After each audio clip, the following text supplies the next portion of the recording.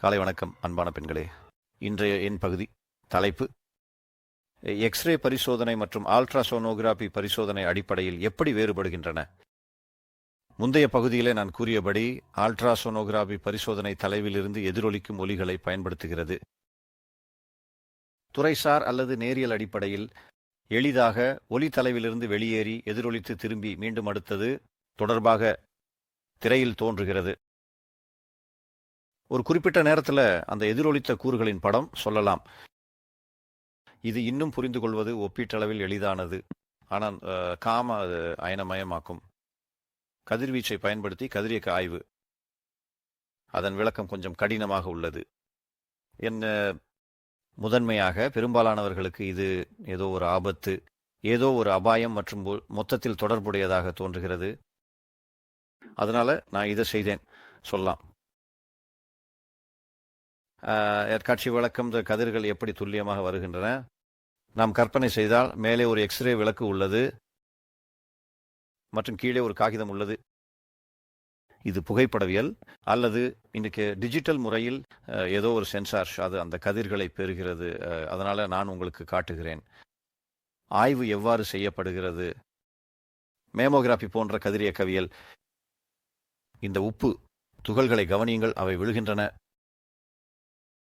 வெவ்வேறு நேரங்களில் மிக கீழே மற்றும் மிக கீழே ஒரு வடிவம் உருவாகிறது. நிச்சயமாக இந்த முறை திசு அமைப்பால் தீர்மானிக்கப்படுகிறது.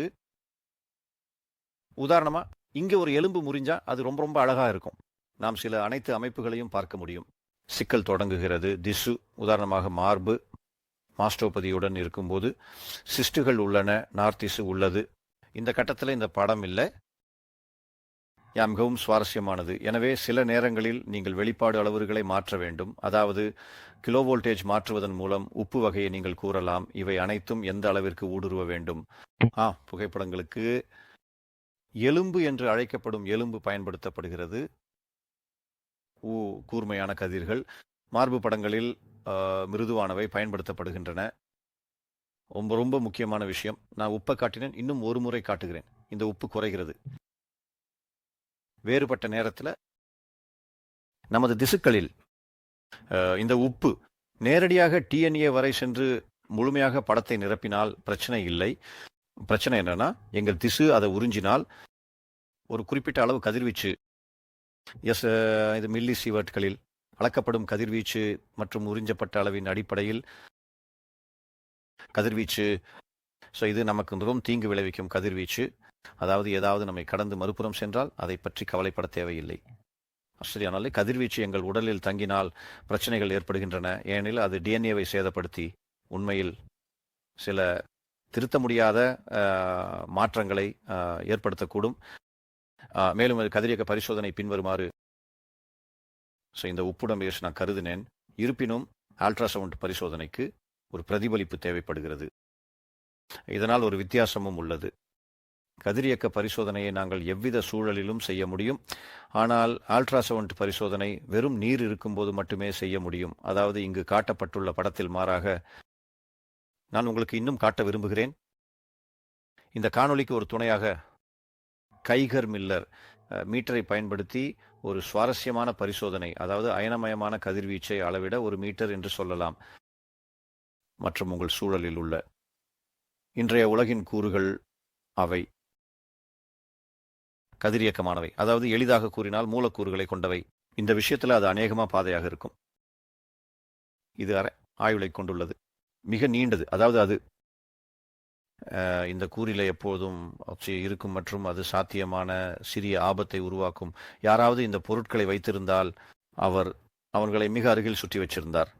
எனவே நன்றி. நான் உங்களை 2ஆம் பகுதிக்கு அழைக்கிறேன். இந்த பகுதியில் நான் உங்களுக்கு காட்டுவேன் அளவீட்டு கருவி. கீகர் மில்லர் கவுண்டர் அளவிட பயன்படுகிறது. நான் ஈபேயில் ஒரு முறை வாங்கிய பயன்பாட்டில் உள்ள ஒரு ஜெர்மன் தயாரிப்பு கதிரியக்க பொருள். அது ஃபுகுஷிமாவுக்கு முன் குறுகிய காலத்தில் இருந்தது. இன்று நமக்கு அடுத்த அனைத்து ஆபத்துகளும் உள்ளன. மற்றும் சில காலமாக நான் எல்லாத்தையும் கண்காணிக்கிறேன். அங்கே இருக்கும் பொருள்கள், ஒருவேளை அவை அனைத்தும் இல்லை, ஆனால் அங்கே இருக்கும் சில பொருள்கள் ஹேஸ்ட என் சுற்றுப்புறத்தில், என் சொந்தத்தில், ஆனால் நீங்கள் கூட உங்களுக்கே தெரியாமல் உங்கள் சுற்றுப்புறத்தில் உள்ளன. இயற்கையான ஆம்பிரல் பின்னர் கொடுக்கப்பட்ட செயற்கை கதிரியக்கத்தன்மையை காட்டும் பொருட்கள். இங்கே நமக்கு என்ன இருக்குது? இதோ ஈகர் மில்லர் கவுண்டர். இங்கே இந்த உறுப்பு மிகவும் பச்சை நிறத்தில் உள்ளது. இது ஒரு ஆய்வு கருவி. அது நான் ஆய்வு செய்யும் பொருளுக்கு நகர்த்தும் பகுதி நிச்சயமாக தோலாலான அல்லது தோலுக்கு நிகரான உரை மற்றும் 2 புகைப்பட லென்ஸ்கள். இது இன்றைய உற்பத்தியின் லென்ஸ். இது கொஞ்சம் பழமையானது போல தோன்றலாம், ஆனால் அழகான புகைப்படங்களை எடுக்கிறது. ஏனெனில் இது சுமார் 80 ஆண்டுகளுக்கு முன்பு உருவாக்கப்பட்டது. எனது இடது பக்கத்தில் இது 2ஆம் உலகப் போரின் காலத்தில் வந்த லென்ஸ். நான் சில ஆண்டுகளுக்கு முன்பு வாங்கினேன். அது எனக்கு மாற்றத்திற்கு பயன்படும் புகைப்படம் எடுப்பதற்காக. சொல்லப்போனால் கொஞ்சம் வித்தியாசமானவை. ஆனால் நான் இணைய இலக்கியத்தில் படித்தேன். நிச்சயமாக இந்த லென்ஸ் கதிர்வீச்சு கொண்டது. அது கண்ணாடி கூறுகளை கொண்டுள்ளது. அவை இங்கே உள்ளன. அவை கதிர்வீச்சு தன்மை கொண்ட ஒரு மூலக்கூறை கொண்டுள்ளன. அதற்கு பெயர் சரி. எந்த அளவிற்கு எந்தெந்த கூறுகள் கதிர்வீச்சு செய்ய முடியும் என்பதை நான் உங்களுக்கு காட்ட விரும்புகிறேன். நான் இங்கே செயல் விளக்கம் மற்றும் அளவீடுகளை தொடங்குவதற்கு முன், பதிவு செய்வதற்கு சற்று முன்பு, இந்த காசிக் இங்கே இந்த முன் லென்ஸை பளபளப்பாக்கினேன். எந்த விதமான அழுக்குகளும் இல்லாமல் இருக்க எனக்கு தோன்றியது. இது ஏதோ இங்கே தூசி சேர்ந்து இருக்கலாம் என்று, அல்லது ஏதாவது. எனவே நான் அதை சுத்தமாக துடைத்தேன். துடைத்த பிறகு அந்த குழாய், அந்த காசி இயற்கையான கதிர்வீச்சால் பாதிக்கப்பட்டது என்று தெரிய வந்தது. அதை நான் உங்களுக்கு விரைவில் காட்டுவேன். கருவி இயக்கத்தில் உள்ளது. இங்கே அளவுகோல் உள்ளது. இந்த அளவுகோல் வினாடிக்கு உள்ள துடிப்புகளை காட்டுகிறது. இங்கே அருகில் நான் ஒரு வகையான காதுக்குள் போடக்கூடிய ஹெட்ஃபோன் வச்சிருக்கிறேன். அதை இங்கே முயற்சிக்கிறேன். மைக்ரோஃபோனின் சுற்றுப்புறம் எப்படி இருக்கும் என்று பார்ப்போம். இப்படி நான் தலையின் இந்த நுனியை லென்ஸில் வைப்பேன் என்று நீங்கள் கூறலாம். நீங்க இப்ப என்ன சில சத்தங்களை கேட்கலாம். நேரம் செல்ல செல்ல இந்த வெடிப்புகள் எத்தனை அதிகரிக்கின்றன என்று பாருங்கள். நெருங்கி வருகிறது.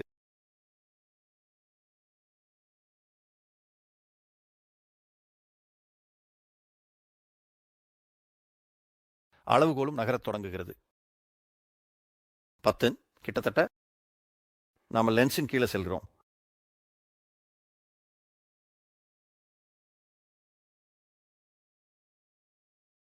இருபதை அடைகிறோம். வினாடிக்கு துடிப்புகள் பாருங்கள்.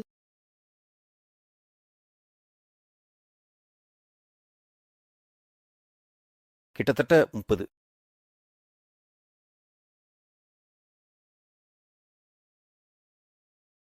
இப்போது லென்ஸின் நடுவில் கொஞ்சம் குறைவாக. இப்பொழுது இதுக்கு நெருக்கமாகிறேன். துப்பறிக்க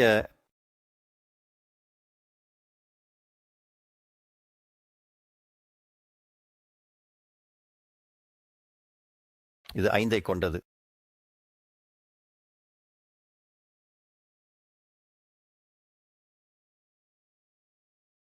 இந்த துடிப்புகளை கேட்கலாம். இன்னைக்கு நவீன லென்ஸ்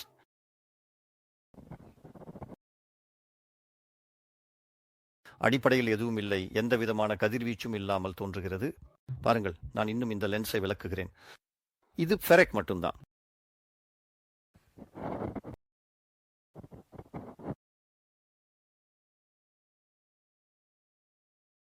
ஓ, ஏதோ நகரத் தொடங்குகிறது.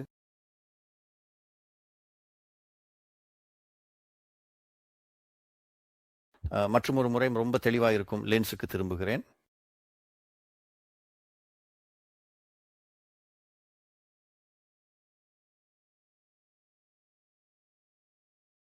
பாருங்கள், எவ்வளவு அழகான குறிகாட்டி. கிட்டத்தட்ட களத்தின் பாதி அளவுக்கு அடைகிறது.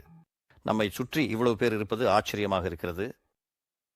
கதிர்வீச்சு தன்மையை கொண்ட சாதனங்கள் மற்றும் பொருட்கள், அவை எளிதாகவே கதிர்வீச்சு உண்டாக்கும் மூலக்கூறுகளை கொண்டுள்ளன. மேலும் அத்தகையவற்றை மாற்றுவதன் மூலமும் கூட நமக்கு இந்த கதிர்வீச்சு இருக்கிறது. இங்கே ஒரு வகையில் இது ஒரு பிஸ்கட் என்று வைத்துக்கொள்வோம்.